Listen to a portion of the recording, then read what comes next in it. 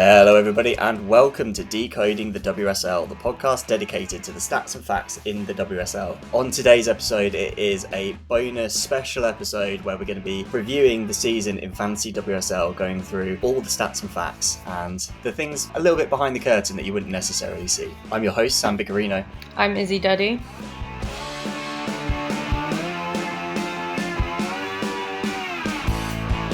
Yes, listener, welcome to this special episode where we are having a look back on the season in Fantasy WSL. I did say that I'm your host, Sam Biccarino, today, but actually I'm going to be taking more of a backseat because Fantasy WSL's Izzy Duddy is here with us to be the driving force on today's episode. I'm looking forward to quizzing you, Sam. After your weeks of quizzing me and putting me on the spot, I'm ready to turn the tables. I'm now the one that's going to be hopefully not getting things embarrassingly wrong, but inevitably will put in some terrible answers at some point, but it'll all be in good fun. And that's basically how the entire fantasy football seems to work as well. It's just a complete shot in the dark a lot of the time. But I am interested to see what you come out with because we've been doing a lot of crunching the numbers on the season anyway at Fantasy WSL, and I've been quite surprised by some of the selection rates and things like that. So I'm interested to see what you come out with. Okay. Oh, I'm interested as well. And I'm interested to see that if some of my picks throughout the season have actually ended up being good ones or not, basically. Yeah, so I thought what we could do is flip the switch a little bit. And before we get into maybe a bit of a chat, I want to test you and see if you can guess a few of the players that have shone this season in a few different categories, because I feel like if we do this at the end, it will be ruined by that time because we'll already know the answers. Okay. So I have a few categories a la Know Your Stat, except it's only you participating. So this is purely for your pride and your pride only. I'll see how many I can get. I'll give myself maybe like 2 or 3 wrong answers and see if I can still get all of them in. I think that's fair enough. So I'll start with what might be easy, might not be. Who do you think were the top 10 most selected players this season? Ooh, that's a good question. So I think that someone like... Well, Manchester United had a very good defence, so I'm going to say Laetitia and Fallon Tullis-Joyce are probably both in there. Laetitia is 4th, but Tullis-Joyce does not make the cut. In that case, I think Hampton's probably in there. She is number 1. She's number 1. Okay, that makes sense. Yeah. I think that, I'm trying to think like throughout the other clubs as well, I think Arsenal are going to have a few kind of stalwarts. I think Katie McCabe's going to be in there. She is. She's in there at number 7. I think Alessia Russo is going to be in there. Number 6.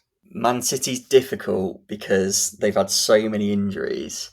But I think there might be someone like, maybe Kasparai? No, not in the top 10. How many City players are in the top 10? Just 1. Just 1. And this is average across the season, so most selected on average, essentially. So there's 1 City player in across the season. Maybe it is Bunny Shaw. It is Bunny Shaw. But to be fair, she's at 9th, so she's only just in the top 10. She's only just in there. Did I miss any Arsenal players? No. There's 2 Arsenal players. You're still missing, how many have you got left? You got quite a few left. There's another United player in there. The United player? Oh, Elizabeth Turland? Nope. Grace Clinton? Yes, she was second. Second Oh, most. really? Yeah. I know, I was really surprised she was that high, but she was also a star of our last season, and I wonder if she's had a bit of a legacy selection. Yeah, I definitely had her in at the start of the season, but took her out after a few weeks. Did I miss any Chelsea players? Yes, you did. You've missed 2. There's 2 more Chelsea players in there, and 2 then more. 1 other player who is not in any club you've mentioned. Okay, so as well as Hannah Hampton, I think Lucy Bronze is going to be in there. Yes, she was 3rd. And I think the other one is probably... I don't think it's going to be a defender, so I'm going to say Guro Reiten. No. Yeah, Johanna Ritten-Kannerud. No. Mara Ramirez. No. It is a defender. It's a defender. Oh, it is a defender. Oh, is it Millie Bright? It is Millie Bright. She was Okay. number 10. But this is what I mean. You just can't predict. Like, I would not come up with this. And the one person who you haven't got yet, who is So they're um, from outside of the top four outside the top teams. four. I think it might be someone like Vivasai, Right club? right club, Katrina Gorry. Yeah. She was actually bang slap between Maya Letitia and Alessia Russo, Oh, right. which is kind of crazy, seeing as there's no other representation in the top 10 from any other club outside the top four. I definitely had her in, I reckon, just after Christmas for a few weeks because she was just really good value. Because she wasn't very expensive, but went through a bit of a spell of getting loads of points. And then I think I eventually took her out for, might have been Kerry Holland at the time. I thought Shakira Martinez should, if I didn't know that she was a visionary most Yeah. of the time, I probably said she would have been in there because she must have been up there for one of West Ham's highest point scoring players. It's really interesting when you put like the points they scored against a selection, because it's actually a lot of the time wildly different. People are staying quite loyal. And in a nice segue to that, can you name, and let's say, let's do this until you get it wrong, because there's a few of them, and I Okay. I think you'll be good at this. There are 21 players who got above 90 points in the whole season. Who were Okay. there? So there's going to be some of the same. There's going to be Letitia, Yep. McCabe, Millie Yes. Bright, Yes. Hannah Hampton, Yes. Tillis Joyce. Yes.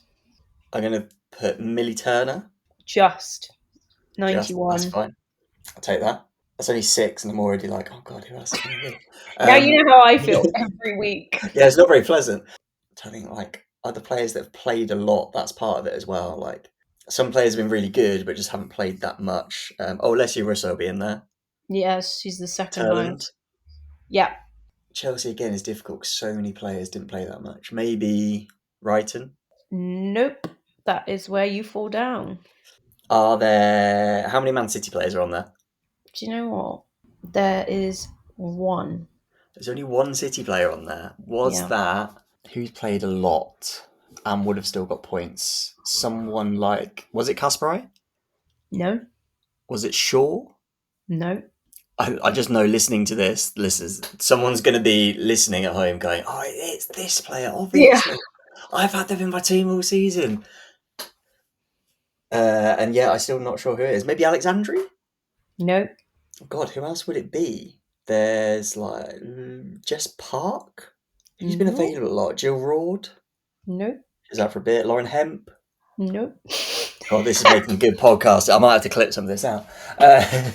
Is Yeah. it I'm enjoying this.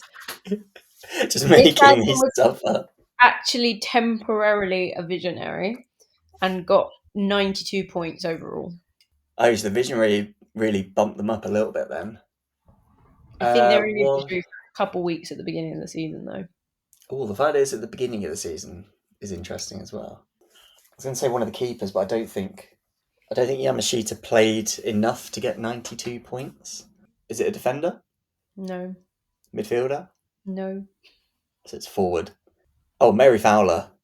Oh my We god, got that took there. ages. Listen, I'm so sorry. I'm so sorry if you've got bored and switched off.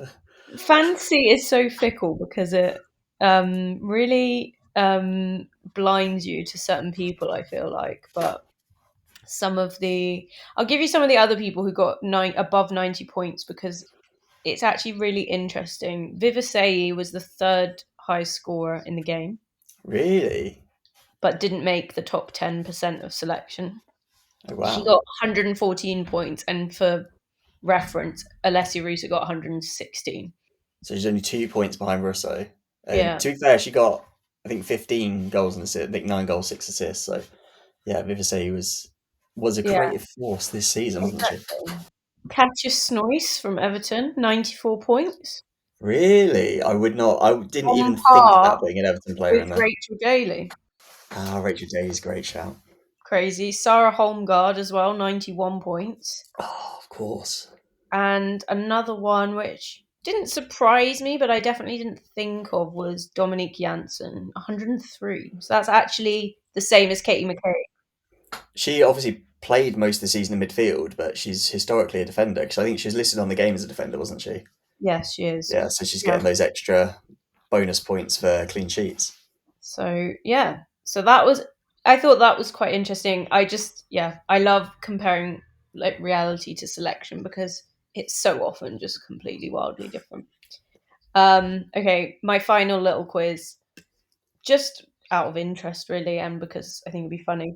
Can you name any week one visionaries who from the top three? So that's Chelsea, Arsenal, and United. Any visionaries? Yeah, Sure, I reckon there must have been loads, surely. yeah, there's a fair few, not that many. Like Katie Reid. No, Katie Reid was not a visionary in the first week. he was not a visionary in the first week. How about Sam Kerr? Sam Kerr, Did you put yes. him? No, not in the first week. She wasn't. God, People were still putting her in their team. I could say considering how injured she was, the fact she Yeah, hasn't played she was since. pretty injured at that point. She was as injured as she's going to get. Any players that were visionaries at that point? What about Middleton Patel from United? Yes, she was. How about someone like Gracie Pryor?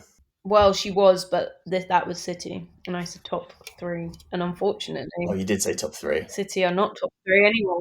Well, unfortunately, it's subjective. As two Arsenal fans on the Yeah. pod, who else could be in that bracket? I think there must be some Chelsea players, maybe like Jean Francois. Yes, she was. She was a visionary, and there's actually one Chelsea player who surprisingly ended on being a visionary as well. Surprisingly ended. Yeah, despite Was it Kat Macario? She seemed to be a visionary for ages. she was a visionary in week one, and she was a visionary for most of the season. And I don't quote me on it. I think by the end, she managed to escape her visionary prison. But there is another player that pretty consistently was a visionary and actually got played quite a lot for Chelsea. Is it Micah Hamano? It was. And she was my secret weapon for like 3 weeks, and then she just stopped doing anything for ages. And I had to take her out.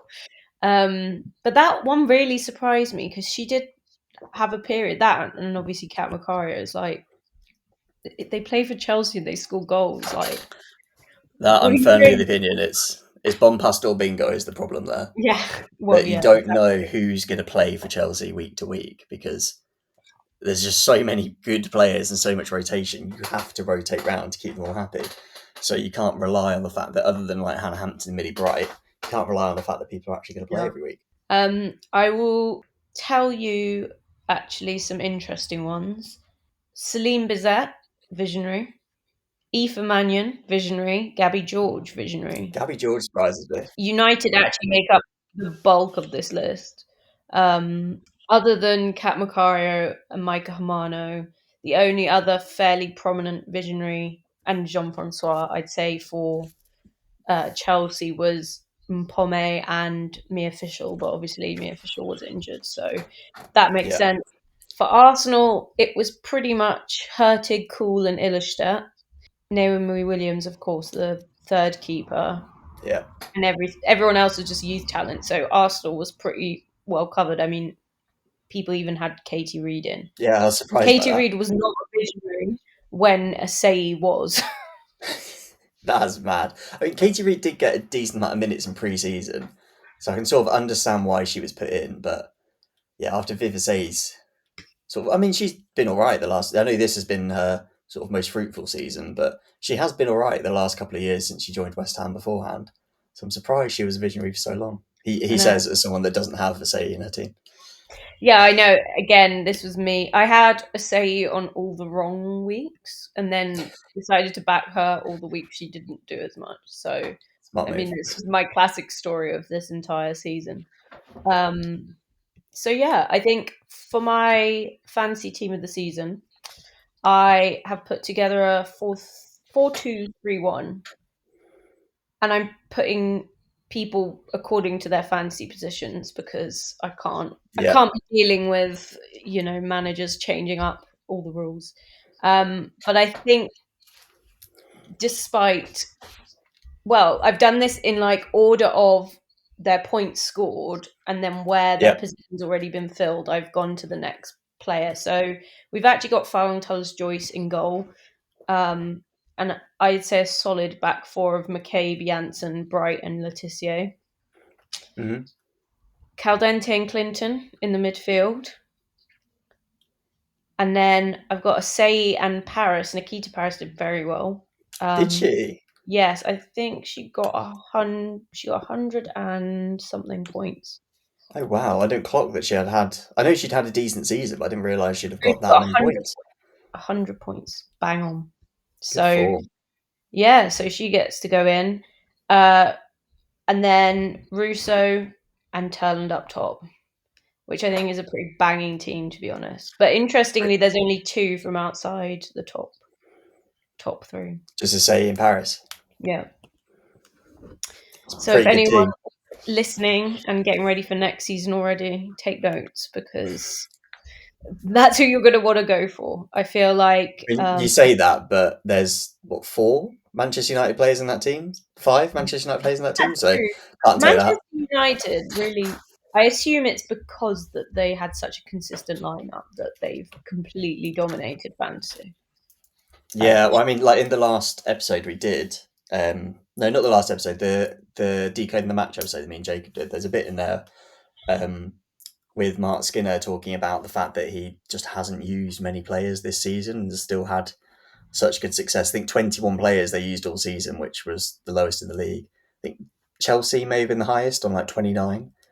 I think Everton were really high as well. So yeah, Man United are, and often are, like the lowest in the league for number of players used. So I guess they're more reliable, aren't they, for fantasy? I'm going to try and remember this come September. Um, because inevitably I will not use them. But yes, they have been a very, very reliable team. And I think Letitia has to have a standout mention because she was actually the top scorer on the game, and she's been pretty solid. I think it's fair to say. I've had her in, I think, every week, so I'm pretty happy with that. Her and Thomas Joyce, actually. I think I've had them every week. I did like the classic, like equivalent of like FPL. I'm not going to put Haaland in my team, and just didn't have Letitia, and that is clearly shown in where I finished in the overall rankings. I kind of did that. I don't think I put Russo in at the start of the season, but I did go for Shaw. But other than that, and to be honest, a lot of the time this season, I've had like 6-7 million in the bank because Yeah, any decent players that I've had in have then got injured or have been unavailable, or I just wanted to put Shakira Martinez in, who was a steal or something. So I just had loads of money all the time, and I was like, well, I don't really want to take anyone out. yeah, I know. I think you get attached to them as well, or at least I do. I'm like, I don't want to take it out for just in case, but then it always ends up that I do. Like, And then that's when they start scoring points. exactly, exactly. It's a tale as old as time. Um, okay, so let's talk about the Statorino League. Let's. How do you think the season's gone? Where I did you think this. first? Would you like to declare where you finished in your own league, Sam? So in my own league, I would have loved to have finished first, and I was in the top five of my league for like the first half of the season. I was really up there, and I was like, I might actually win my own mini league. Considering there's quite a few people joined it as well. How many people were in it? Yes, we had a total of 213 teams. Which was fantastic. I didn't know there were that many people that knew who I was. So fantastic to have that many of you join. I ended up finishing 16th in the mini league, which I think when there's over 200 people in it, I'm pretty happy with that. No, I think you absolutely should be. And I should say, well, we should do a shout out. Do you want to shout out to the league winner? Yeah, so that was Blues Cheese FC Lee D, who got a massive 1,418 points, which was the number two position in the world. So if I'm not going to win my own mini league, at least Yeah. the person that did has had a phenomenal season. I think one or two. I think that. Sorry, I think two or three of the people in my. The top two or three finished in the top 10 You, internationally as well. So I think yeah, you can claim those accolades, Sam, because I I mean, think it's I'll pretty take an damn good. assist maybe. Yeah, yeah, I exactly. You can have bonus points for next season. I did actually earlier in the season. We shouted out Lee because Lee was, I think, first in the world at the time, which is why I mentioned it. And then they messaged me on Instagram. They're like, "Oh, that was me. That was like on their account." And I was like, "Oh, fantastic." And they were like, "Yeah, yeah, it's great. I always listen to the pod and then take on board what you say before I make my team." And I was like, "Right, so you're taking on board what we all say to each other, and then go right. Well, I'm I'm gonna I'm I'm gonna so make better surprised decisions how than you well do." they've done. If It's Lee just is we need to take listening, our don't own. listen to anything I say. Well, no, I don't think it's that they need to stop listening to what we say. I think it's that we need to listen to what we say because it's obviously working. That's We true. obviously say the right things. I think that's becoming the moral of my fancy life is just actually listen to what I say because I don't, and you should always trust yourself. Um, I pulled up as well the highest scoring team, like individual team in a game week of your league. Okay, Um, so, well, actually, I have a list of sort of the top 10 or so, no, 20. And I will say, Sam, you were joint fifth joint in fifth. scoring, highest scoring teams of your league. Which week was that? Week 7, you scored 113 points. In week 7. Oh, I peaked early, didn't I? And it's interesting because most of the highest scoring teams in that league were done on week 8. You were the only person who peaked at week 7. So, Just before everyone else did. I'm going to make you a little trophy that's like, I peaked at week 7. I've just gone back to see what that team was, and that was I played the wall on that week. I had 3 Chelsea players; they kept a clean sheet. I had 3 United players kept a clean sheet. Kasparai kept a clean sheet, and then I had Hemp, Shaw captain. They both got double figures, and Marnham scored as well. So yeah, I was 10 off the highest in the world for that week, Oh, well, there you go. and a grand Brilliant. total of 1 point on my bench. I That's mean, fine. that's usually the opposite of what it's like for me, which is to have all the points on my bench and the 1 point on the bench. Yeah, the highest was in week 8. Like I said, it was 126 points, and that was Goal Farm by EE Medicine, who's in the Staturino League, played the wall, and this is pretty impressive. Hampton in goal got 20 points. Fox got 10. Letitia got 13. Bright got 34. And Turner got 12. And What a then game week! I know Myra Ramirez was captained for 26 points, and Mornham as well in the midfield with 10. So congratulations to Goal Farm. It truly was Goal Farm that week. And that person actually ended the year on 1,217. So they did pretty well themselves. So I would like to give a special shout out to EE Well Medicine. done, I don't know very if well that's supposed done. to be like E Medicine or like E like the phone company, but either way. Um, my final. I had a lot of fun looking through the Staturino League earlier, particularly because there's some really good puns in there. There's So some great ones. I have collected my top 3. Um, the winner has to be by the skin of your teeth. That really made me laugh, Nice. especially looking at it today of all days. um, Yeah, so listen, you probably don't realise this, but we're recording this after the FA Cup final.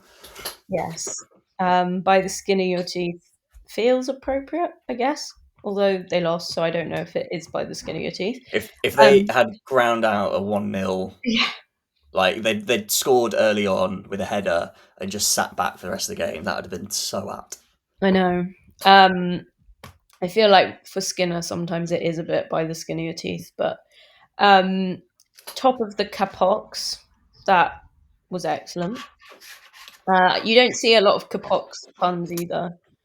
So I'm always impressed when someone does something a little, left field. A little bit different, yeah. This one really tickled me. Hempire Strikes Back. That's quite funny. And usually with the bigger names, you get a lot of people doing the same one, but I've never actually seen that one. So Yeah, to have like a I unique Lauren Hemp one. I'm really happy with that. And I'd like to also give a honorable mention. This is objectively not very funny, but for some reason I like giggled for like 10 minutes after reading this. Someone's team is called Hampton by Hilton, which really makes me laugh. And it's not that funny. It's just a hotel chain, but it just really made me laugh. I thought that was great. So congratulations to Hampton by Hilton. You made my Sunday. I'd like to give a couple of shout outs as well because there's a couple that have been near the top for a lot of the season that I've really enjoyed seeing a lot. One of them is, and it's a really niche reference. If you don't know The Simpsons very well, you won't get it. But someone's was, I was saying Boo Kearns, which is great. And the probably my favourite one is HOTTO Rousseau. I think that's so good. And actually, I started a personal petition among like me and one friend earlier this season when the Arsenal supporters group were coming up with the chants of the season. Um, like Russo is made for that song, and it would be an amazing song to sing in the Emirates. It And fits like, so well. yeah, and she's got a good chant, but it's sort of just like her name and a clap, and it's like, why can't we just sing Chapel Road at the top of our voices? Like, and we could do a dance. Do you know what? Yeah. Personally, I think that was a missed opportunity, so I'm glad it's been immortalized in someone's team. I feel like it could be one of those songs. You know, at the Emirates, they'll play Twist and Shout after the games Yeah. because it's Mariana Caldente. Twist it, come on, shake it, Caldente now. I think, yeah, it could be one of those. And you'd end up playing, although they probably have to pay a bit more to play Chapel Roan. That's true. I maybe I'll submit like a request at the beginning of next season. Please, you Just do it at the end of every game. my song sheet. Yeah, no, I saw that one as well, and I thought someone else is on the same page because it's brilliant. So yes, that's sort of the end of the kind of fun stats I have to throw at you. I'm interested to hear from your perspective as someone who's obviously not making the game, but you are doing content around it and you're very engaged with it, like how you found the season compared to last season. And also, we've obviously had quite a lot of players joining us this season, as in people playing the game. So I don't know if you felt like it's been more competitive or. I think there's definitely been a change in some things you see on social media as well, which I quite like. So I've played FPL for like a long time, 10 years or so, how long it's been going on, pretty much, and I really like it. And I'm not really into it, but I know there are loads of accounts out there and people that make their livelihoods doing YouTube videos about FPL and what you should pick and things like that. And this season, at the start of the season, I saw I think two or three accounts that have kept going as well that are all about fantasy WSL. So it's starting to branch out a bit in more into, I guess, into the main. It's not just sort of a few people that are playing it that happen to go to the games and stuff. There's people actually putting some real effort and real thought and making social media accounts off the back of it. I think it's been really good this season. I think again the app is so clean and so like easy to use and friendly. I know Tom was saying last week, I think it was, that there was, I won't name it, but someone else had done a fantasy league and he tried to do it with some friends and everyone just sort of gave up because it was too difficult to use. Whereas fantasy WSL has been so slick and so professional. And like, I think I wasn't the only one when I first started using it. I assumed that the league had made it and that there was like, um, it wasn't just, well, it hadn't just started anyway. Obviously, it's a bit bigger than this now, but it hadn't just started with a couple of people having an idea and let's see if we can make something. But it was actually like a proper big team doing a really professional job. But actually, it's just a relatively small team doing a professional job, isn't it?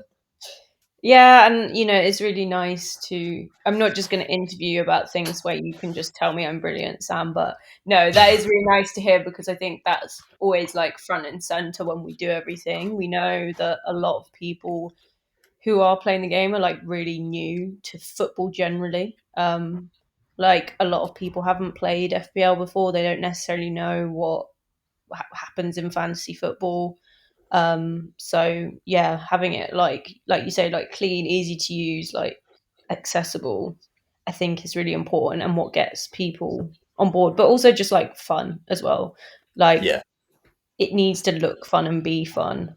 But yeah, we've also noticed all the creators and stuff, and it is really funny to see them as well on Twitter, like doing their content and stuff. Because sometimes I'm like, "Oh, you 100% know more than I do," like, Oh yeah, and absolutely. Just yeah, because you make it doesn't mean yeah, that you're the exactly. And I'm expert. just like, sometimes I'm like, "Oh, should we just like hire you?" Because you actually like when it comes to, like double game weeks and their strategy and everything, and I find it so entertaining to read because they clearly put so much thought into it. And it's like they're always kind of second guessing what we're going to do next, and I'm just reading their tweets being like, it's just so fun to see people like so engaged. Yeah, it is. It's been really well done. I think the fact that more and more people are playing it as well is sort of well, I guess a proof of the pudding, isn't it? That it is actually a really good product and it's not just something that's going to sort of float away. Because you had a lot more people this year than the first year, didn't you? Yeah, so I think this year just about 42,000 teams we've had playing.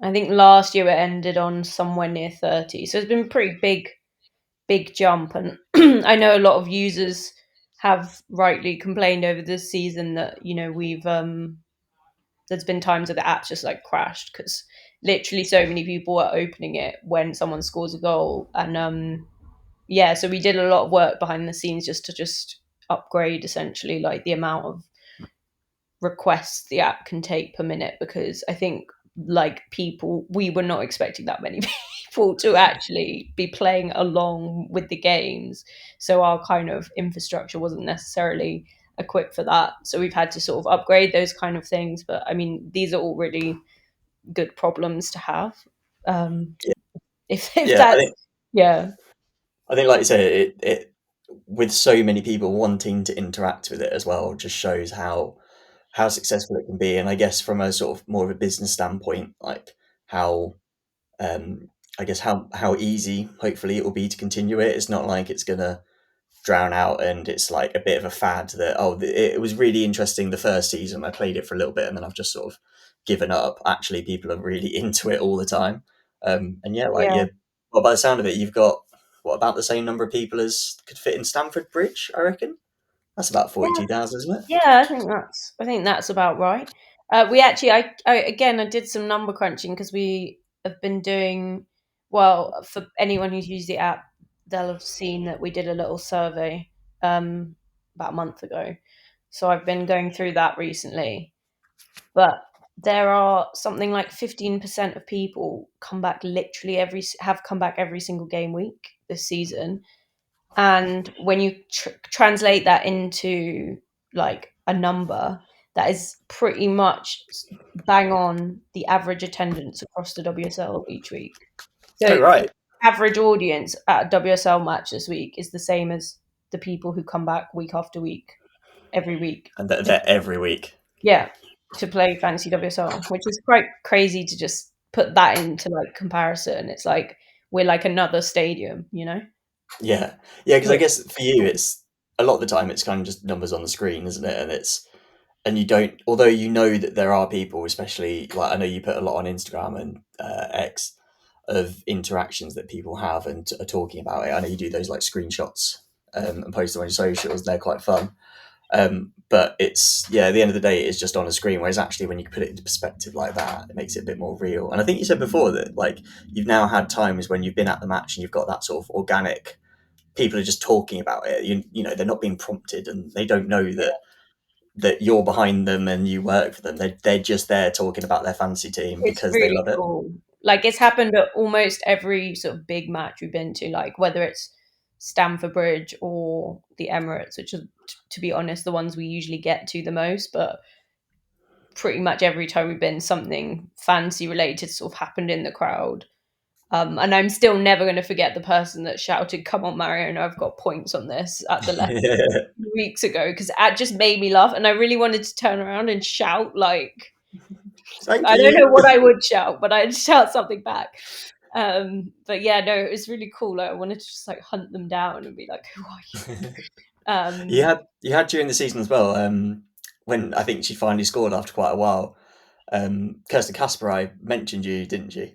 Yes, she did. Oh, yeah, fan, our biggest fan. No, we love Kirsten Kasper anyway, and yeah, she didn't mention us directly, but she did say like, oh, finally get some people some fancy footy points, and she did follow us after that. So yeah, we've had a few player interactions. We At the beginning of the season, Hayley Rasso slid into our DMs to take umbrage with her positioning as a. I think it was she was like, "Why am I always put down as a midfielder or something?" I don't know. I can't remember what it was, but that was quite funny to be honest.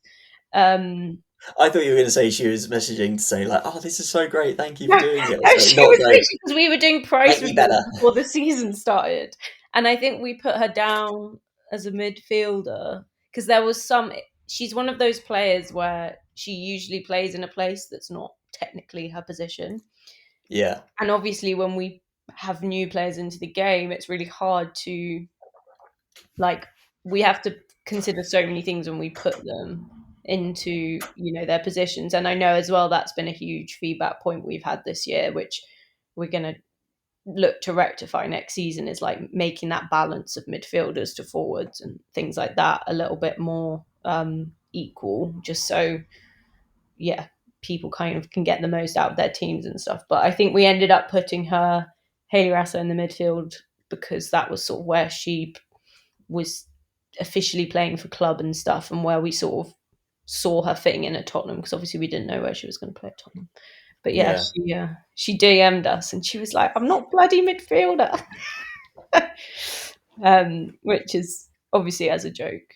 But yeah, she is. That was very funny, and I think like we've had Vivasay's team's actually been reposted a lot of our stuff, because obviously she's someone that like we said, is like third top scorer on the team, and she just does so well week after week. So when it comes to our like roundup content, she's just always there.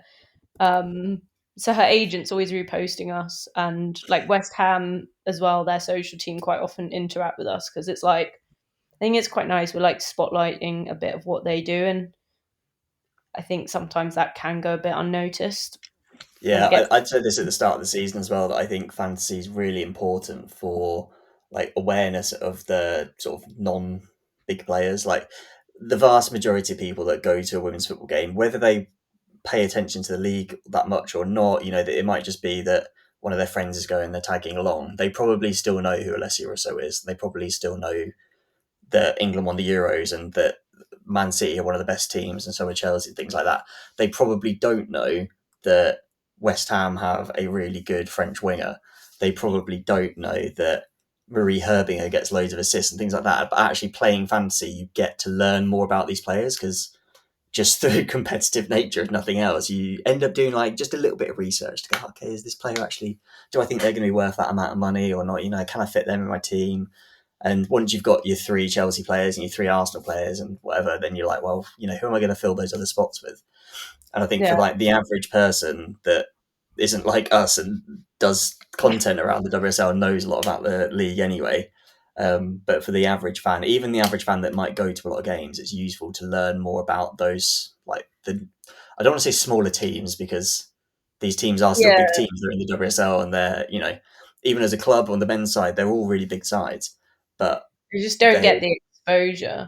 And to be yeah, honest, like I think, I'm one of the people helping to make the game, and I'm involved in pricing and the things that are like very like game focused, but I learn so much in a season, like myself, and I would consider hopefully someone who knows quite a lot about the league. But I learn a lot every season about different players, and like it's crazy how much of an impact it can have. Like my mum is someone who she's always watched like the big England games, and she follows it sort of from afar, because she knows I like it and my dad likes it, so we kind of all get into it, and I'll take her to the Arsenal matches. She really has a good time. But she started playing fantasy properly this season because we had a little family league, and she was beating me for half the season. And it was so ridiculous because she'd been asking me for advice like for ages, and I said, "I'm not going to give you any more advice because you're doing really well." And she was like, she'd dedicate like 5 minutes before bed to like research everyone before the deadline. And yeah, she ended up doing really, really well. It was so annoying actually. It's like this is a time when I don't want my product to work. Um, Yeah. but yeah, it was so soon. She started to get into it so much more, and like I remember one time she just randomly came out. We were watching an Arsenal game, and she was like, "Oh, is Alessia Russo playing? Because I've got her on my team." And it was just before the semi final of the Champions League, I think. So I said, "Oh, Okay. I don't know." My mum went, "Yeah, they might bench her because they need to rest her for the chat." And I was like, "What?" I was like, "When have you ever said they need to rest her for the?" And she's actually coming to the live screening at the Emirates with me on Saturday to Oh, awesome. watch the game. She's really into it. So it's yeah, it's we have a very big contingent of mums and dads playing along, and we see them all, and we love it. A lot of people have family leagues, and yeah, it's some good intergenerational rivalry going on. Yeah, I think it is. It is good for those little things as well because it doesn't just have to be that it's the general football community and people that go. Like my dad's, I think he's in the league as well, but he's definitely made a team this year and stuff and joined the league. I don't know where he came. He came below me. I know that much. That's the only That's the only thing that mattered. But yeah, and he's into football, and we'll go to a few Chelsea games every year and stuff. But not necessarily into women's football. But yeah, through the game, as I assume, learned a bit more about it and stuff. Yeah, no, I think it's really important for the growth of the game as well. I think it's one of those that, as long as people like get into it, obviously, like more and more people, hopefully it continues to grow. It sounds like it is growing, and obviously there are other games like Fantasy and WSL as well, which are good. Um, and yeah, hopefully, like you say, the players and the teams, and maybe even the league, they can start doing something alongside it and sort of taking notice of it and helping it grow. Because I think it helps everyone really. Like Oh yeah, no real absolutely. downside. Yeah, I think it's like it helps the league grow, and when the league grows we grow, and it's just like a long cycle of just happiness. But no, like genuinely, like I think it is a very important way to like fuel the growth of women's football, but also like you know I think one of the things we've really learned is like there are fans here, and we're not like necessarily converting new people to the game. These people are waiting for the game, and they're waiting for other things as well. And I think what we've done is just proof that like there's a big market out there for people who want to make things that the fans want, but they need to know who the fans are, they need to understand who the fans are, and they need to just like give them the tools. Because I think we forget sometimes that like with men's football we've kind of got a whole world outside just game day. Like if you want to, like there's rituals around the games, and there's the matches, but there's also like all the in between bits. And women's football is still relatively so new. That's not necessarily there yet, and it will get there. But I think things like fantasy kind of fill that gap in the week and keep people coming back. And we're definitely not the only ones who are doing that. But I think the more that that kind of world is created, like we're going to get, that's what will really help the growth, as well as just what's already been done in the league, basically. Yeah, it helps sort of like plug that void from weekend to weekend and actually have something else. I think, like for me, growing up, I've been someone that's played a lot of video games type thing, and whether that's obviously I've spoken about FPL, but I've also played a lot of like Football Manager and FIFA and things like Mm. that. And I feel like all of these things help, especially if you're not that knowledgeable about the league, helps you quantify how good these players are. So Yeah, rather than just saying like, oh, like if you say is pretty good, you can say, oh, she had like this many points this season. She was actually better than this player, that player, and that player. And then you go, yeah, oh, well, actually, yeah, it's not just the fact that she's pretty good. It's like I can then make more sense of it in my brain. Like in FIFA, obviously you get like player ratings, and Football Manager's kind of similar as well. And then FPL, Fancy WSL is very similar as well. That you get actual points and actual like numerical value to say this player was that good. yeah, yeah, And there will be some players that will just get barely any points, and it happens because they don't score and they don't keep clean sheets and things like that. But then the ones that do, yeah, hopefully get a bit of good press basically out of it, and yeah, it helps grow those sort of the profiles of those bottom 8 teams and the players in it. Who would you say was like your standout fantasy player from outside the top four? Other you can't say Outside the Shakira top four, Martinez. I didn't put Martinez until quite late. I did get her when she was still a visionary, but yeah, not till quite late. The thing is, so I've had most of the time my 4 teams. I've basically had 4 teams in my 11, which has been Chelsea, United, Arsenal, and City. But when they play each other, I will try and just put one team in. So, Mm, like on the final day, for example, when Arsenal were playing Man United, I still had 2 United players in because I couldn't transfer enough people out, but um, they were both on the bench, which ended up being a bad choice because Letitia was my high scoring player, but never mind. Um, but players outside, but the other players that I tended to fit in, I had Kersey Hansen for quite a while, and still oh do, yeah, yeah. still did at the end of the season. Kerry Holland was another one that I had for quite a bit. So I don't think she actually scored this season, but she did get quite a few assists. Mm, So she was quite good. I put Olivia Holt in because I remember going to watch. I oh don't know if yeah. it was her debut or one of her first few games anyway. In the Spurs City game, and I thought she came on for, I can't remember who it was. Someone got injured, and she came on, and she looked really sharp and really good. And I was like, oh, this is someone that might get a lot of points, and she was still a visionary. And yeah, I think got me a decent amount of points throughout the season. She got 32 in total and finished the season still as a visionary. But I did have some, like, I thought Shannon O'Brien would have been a good Yeah. shout, but obviously she ended up. I didn't know if she was going to start the season or not because we didn't really know where she was with injury. Obviously, didn't in the end, but I did put her in for a bit when she was back. Same with Naomi Mouchon. I thought she looked so good in pre-season, Yeah, we've and spoken she was a about this visionary. before. Yeah, 4.5 million visionary forward Yeah. looked so good, and I was like, this is an easy pick. And then yeah, played, I don't even know, 2 games or something, and got injured, and I was like, no. But Yeah. yeah, I'd probably say people like, I think Kirsty Hansen was probably outside the top 4. Kirsty Hansen was probably the player that got the most points for my team. Yeah, Villa actually had a really high selection rate sort of overall this season. Like generally when you talk about who got selected like from each team, it kind of follows how the table was, more or less. But Villa was like fifth or something. Um I assume that's largely in part to like Rachel Daly. But like they had a huge team selection rate, which I thought was quite interesting given where they ended up. Yeah, I think I had Paola Tomas at the start of the season, which Oh was yeah. looking like a really good shout. She looked really good at the start. I think I put Lucy Parker in for a little bit as well, which was about the time that she got called Yes, up for England. I think I Um, did as well because she had but that obviously, period. yeah, she was playing really well, but being Villa, they were still conceding quite a lot and not getting many clean sheets, but never mind. But yeah, Villa have a few players that like really stood out. It's like Kersey Hansen was obviously one, Rachel Daly was one. But yeah, I've said this before with Villa. I think they put in a lot of good performances, but didn't necessarily get the results they deserved throughout the season, which Yeah. ultimately is why they finished well in the end in the top half. But yeah, For me, it they was needed wins actually in a row to do it.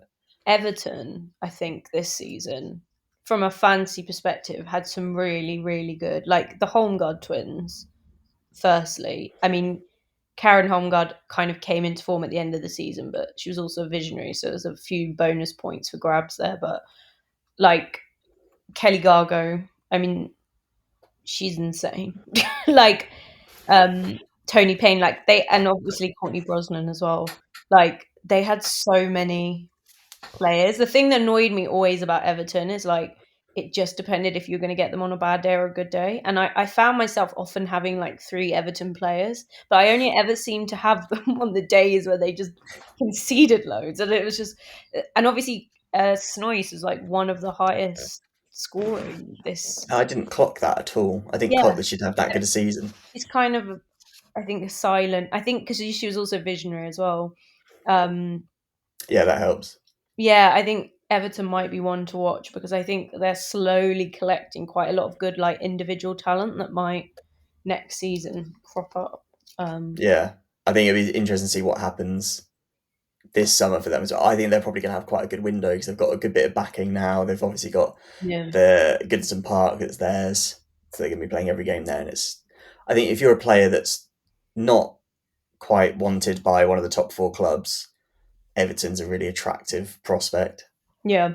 No, I completely agree. I think it's going to be a really good place as a sort of developing place. And yeah, I think I'm going to be watching them very closely when it comes to making my team next season because, yeah, I think they got a lot of points this season and perhaps went slightly unnoticed. So yeah, Yeah, we'll yeah, see. I'd agree with that. I definitely didn't notice. Yeah, but Sam, you came way above where I came, so you know you're all right. I I think was I came like really impressed. 2000th or something in the world. So So he's still in the top like 5%, which is yeah, when you say it sure. like that, sounds much better. Yeah, I yeah. was like I'm going to keep saying that then. saying the top 5%. I was really well. I've said that my season I felt like Brighton, that I did so well before Christmas, and I was in the top 100. That I think after Christmas I didn't. You know, like the Second Chance League, Yeah, I was 2,783. So I think was that from the new year that kicked in. yeah. That's from the new So year. like the second half of the season, I did all right, but not great. But I just did well enough to keep my place in the top 200 because the first half of the season had been so good. Yeah, I think I was one of those people who generally was quite mid and then had the occasional flash of excellence, and ended up pretty. I mean, my place in the second chance league was 18,000th. So 18,000. Okay, so even oh, worse and than I me. lie, I wasn't. I was like 6,500th overall. So yeah, literally dreadful. It's Literally, right. As long as you're making the game still, yeah, it's yeah. fine. That's where I work behind You've the got to scenes. throw it a little bit, otherwise it'd be unfair because you Yeah, would just yeah, beat that's everyone if you true. tried, wouldn't you? People would accuse me of fixing the scores, but maybe I might have to next year. Um, but yeah, I think it's been really interesting, at least for me anyway. It's been really interesting to work on it this season because it definitely feels like it's been like a bit more of an explosion. And like you say, like the people creating content around it and everyone around it has just like it's become a lot more of a thing, and it's been really nice to kind of it feels like it's grown a lot. I'm quite excited for the Euros game just because it will be a slightly different format. Um, Yeah, I'm looking forward to that and seeing how it, because obviously we've sort of got used to Fantasy WSL and those that are playing it, like me, Fantasy NWSL as well, where it's quite similar because it's a league format and you can have three players per team and all that sort of stuff. Whereas Euros is going to be a bit different. Do you have any info about what's coming out with that, or is it still kind of under wraps for now? the game is being developed, so we're currently obviously we've been so hectic crazy trying to finish this season, and now all attention is turning to the Euros, but we're in development. I'm starting to think about how on earth I'm going to learn all the players from all these different countries by July the 2nd. That will be quite fun, like trying to sort of work out, because at least in a league, especially when a league, you kind of have an idea of who everyone is, or and if Yeah, they go to a certain club. I think what will be interesting about the Euros is, you have someone like, I don't know, Grace Clinton, who might be brilliant for club. She might get minutes for country, but she won't necessarily score. She won't do what she does at club. So her pricing, in the context of the England team might be quite different. yeah, Obviously, there's some players that do get played in different positions for the England team. So when you kind of do that, but then with all the other countries, and we've got, two countries who've qualified for the first time. Big up Poland. Our girl Kinga Shemek from West Ham will be representing on the Euro stage. So yeah, it's going to be really interesting to just like see that dynamic. yeah. Because I Hopefully it think works out. for some of those players as well, it's going to be really hard to price because they just don't have like it, at least in other leagues, you'll be able to say, well, I know how good some of the Spain players are because we know how good Spain are. Some of them play in the Champions League, so we can look at some of the other players in that league and see how they compare and whatever. But I'm assuming for Poland, a lot of the players play in Poland, Yeah. and the Polish league is probably mostly Polish players, so you haven't really got like a something to compare it to. Yeah, and also it's going to be really weird because obviously, if you take someone like Poland, I mean, I think some of them play in Germany as well, but because it's not as developed there. I think Kinga Shermick is one where she's obviously had quite a good season at West Ham, and she's Yeah, she their was in France international. beforehand as well. Yeah, she's obviously their keeper, so she's got that. And then their other standout player is Eva Payol, who is just scoring goals for fun at Barcelona. Yeah, we So know she's going to be quite good. yeah, she's obviously insane. But the other Polish players, I am Polish and I haven't heard of half of them. So it there's going to be a lot of disparity in some of those teams, and like the likes of, I imagine, like Wales as well. That will be an interesting one because they have a lot of talent, but it will be it will be interesting to see how the kind of dynamics change, and then obviously we'll have knockouts, so that will be fun. Yeah, it'll be a different challenge for you to run, I guess, in the Yeah, way the game works, but it'll be good, I'm sure. yeah. If No, there is a team that can do it, it is going to be the Fantasy WSL team. I'm looking forward to it because I mean, I think it's a nice one for us as well. Like the Euros was what brought Fantasy WSL to life, 3 years ago. So it's kind of a nice little full circle moment where we get to actually build the game for this one. So yeah, I'm really excited. But I yeah, think it's going more, to be good. more info soon. I'm looking forward to it. But yeah, I guess that's our. Well, we'll hold it there because it's about an hour. I feel like that's a Yeah, good Fantasy WSL review of the season. that There's was quite nice. plenty of stats and facts in there, so it fits in with our podcast theme. Yeah, I came armed. I can, and also actually I should do a shout out because very, very soon, Fancy Wrapped will be coming to everyone's app, and yeah, that's always good fun, especially if you're like someone like me who is an Arsenal fan but spent most of their season picking Chelsea players. It's always a very humbling experience. But yeah, that's a nice little individualized stat way to look back at the season as well. So hopefully that will be good fun. I look forward to seeing it in my app in the well Coming coming. I to was an going to app say near coming you. days. Maybe it's not going to be that quick, but whenever it comes out, Yeah, it shouldn't be too long now. We just have to finish the final touches and get it through the app store and sort of loaded. So yeah, it will be coming out very soon, and I'm very excited because the team always do a really good job with it. So happy days. Looking forward to it. Well, yeah, thank you for joining me for that, Izzy. That's been really good. A thank really you good, for sort of having me quite as well. in-depth way of looking through. Yeah, it was quite nice. Usually I'm just crunching through these numbers on my own and geeking out, so it's nice to do it with someone else. It's nice to have, to be able to go through, and hopefully, well, maybe next season as well for Know Your Stat. Maybe you can do a few guest shows where Yeah, maybe. I'm on Yeah, the other I side of quite it, but I've actually got enjoyed. some opponents. I quite enjoyed not having to be the one thinking manically on the spot, and instead watching you sort of writhe with the pain of not being able to think of anything. Yeah, it is quite humbling, especially when you get like a few answers in a row and you're like, yeah, I've got this, and then Yeah, you get stuck. and then you And realise the most important player that you just completely and forgot then about. yeah, you remember that Mary Fowler exists, Yeah, but exactly. never mind. But yeah, thank you very much. Thank you very much, listener, as well, for joining us for that. Hope you found that interesting.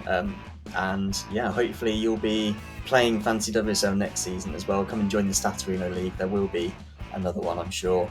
Thank you for joining us today. Thank you, Izzy. And we'll speak to you at the next one.